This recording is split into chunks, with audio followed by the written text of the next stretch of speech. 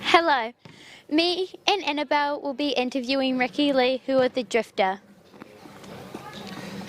What is drifting? So drifting is a motorsport that is based on skill and the display that you have. It originated in Japan in the late 80s in the hills, and was performed on roads that were actually open to the public by a group of young teenage males. And from here, this is where the sport evolved. In today's era, we now see it where you have it in the competition format, and basically as the chase car, you are to mimic the front car, and you're marked on your position and how close a proximity you are to the car in front. And why did you stop?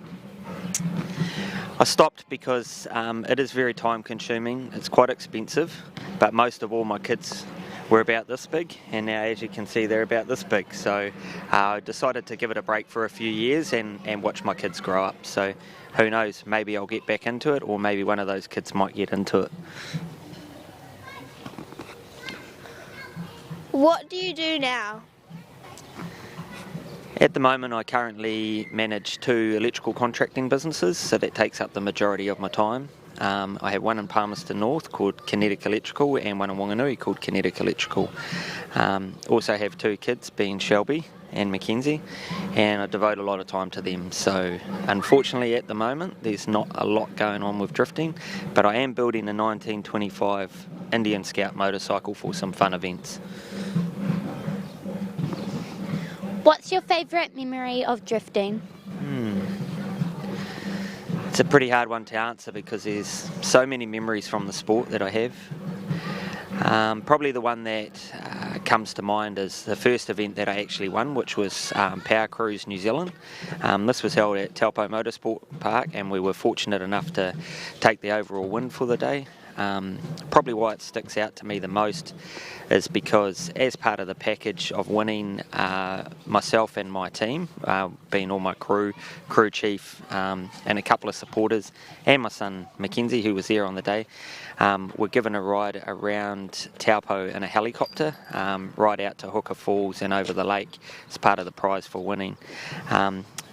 The other added bonus of this was the fact that as part of winning, we got to put on a display with the helicopter where I got to race the helicopter around the track in front of about 12,000 fans, so it was pretty neat. What age did you start? I think I started drifting when I was about 29, so yeah, it's just on 10 years ago now, and competed over about 5 or 6 seasons competitively from that point.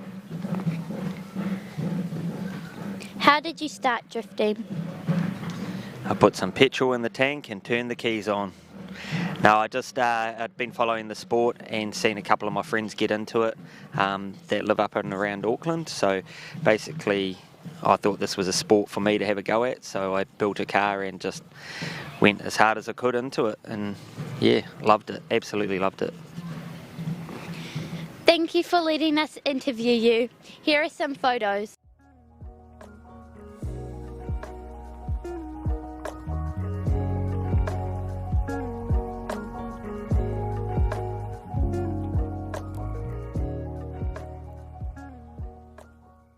Hello everyone, and welcome back to the Royal Blues News Channel. Today, Zoe and I will be interviewing Hamish McDill, the Mayor of Whanganui. What are the main things you do in your job as the Mayor? Well, I get a lot of emails. I get about 80 or 90 emails a day, so I do a lot of emailing people. I attend meetings and usually chair those meetings, which is important.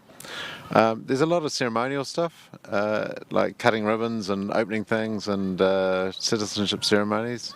But the real thing that mayors need to do is try and think strategically, try and think where Whanganui needs to go, how we can make that happen. What is your favourite part about being Mayor? My favourite part? Well, actually I love getting out and about.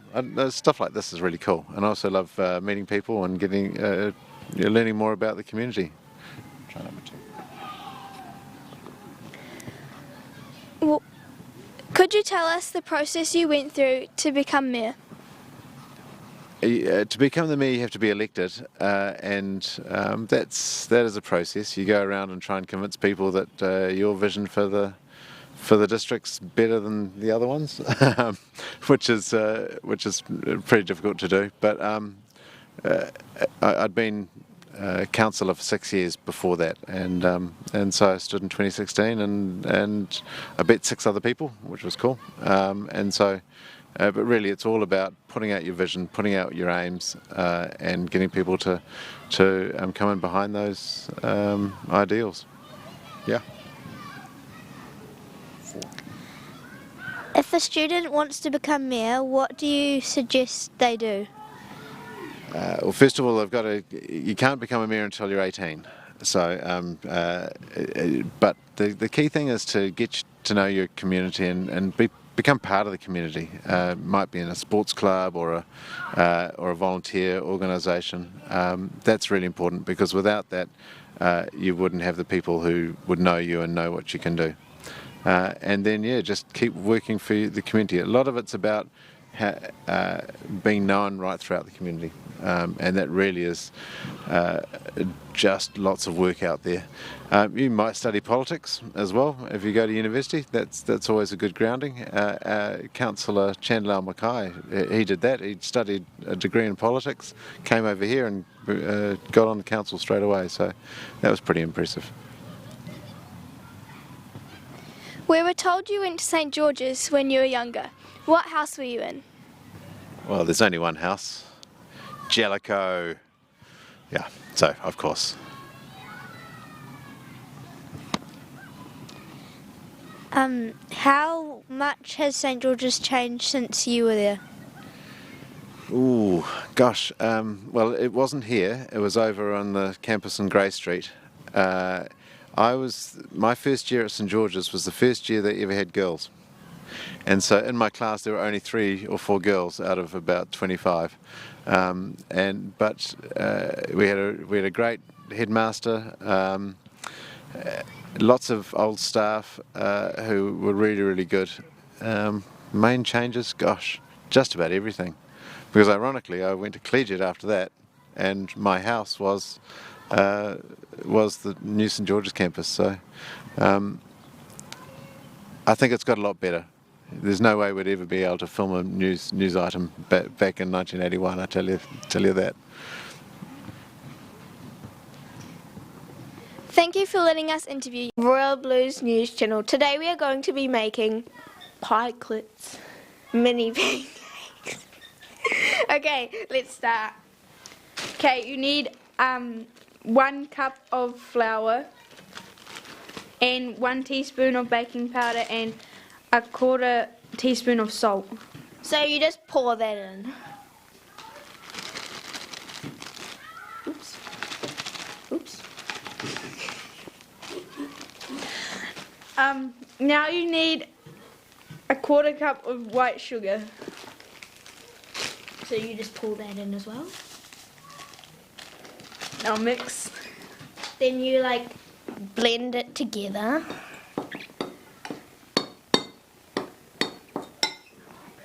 Now you need 1 egg. Oh, okay.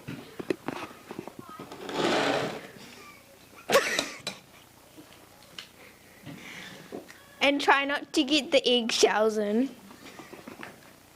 Next, you need 1 milk.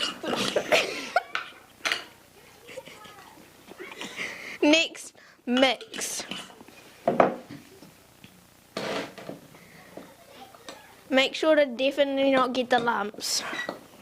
And then we will be back after we cook these mini pancakes. You to butter the pan. We need a spatula. Now flip. Beautiful. Now we're going to taste. We have some maple syrup. Do you use maple syrup?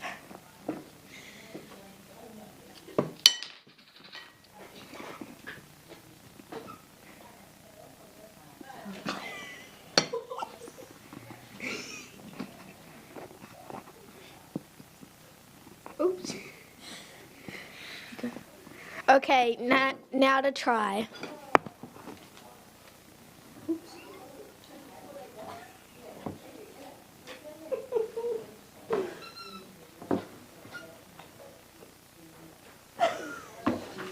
Right. I put a bit too much maple syrup on mine, and we left out a little bit of baking powder, so it didn't rise much. And I think we could have done a bit better with the cooking stages, but otherwise it could have been worse. Thank you. Do you want to win a secret prize? Do you want to see your slide on the weekly Headmasters interview? Well, all you need to do is this. Make a slide on PowerPoint and email it to this email address. Also, this is for all age groups, and there are posters all over the school with all the details on them. Remember to have fun, be creative. But remember, there's only 1 week left, so you better hurry.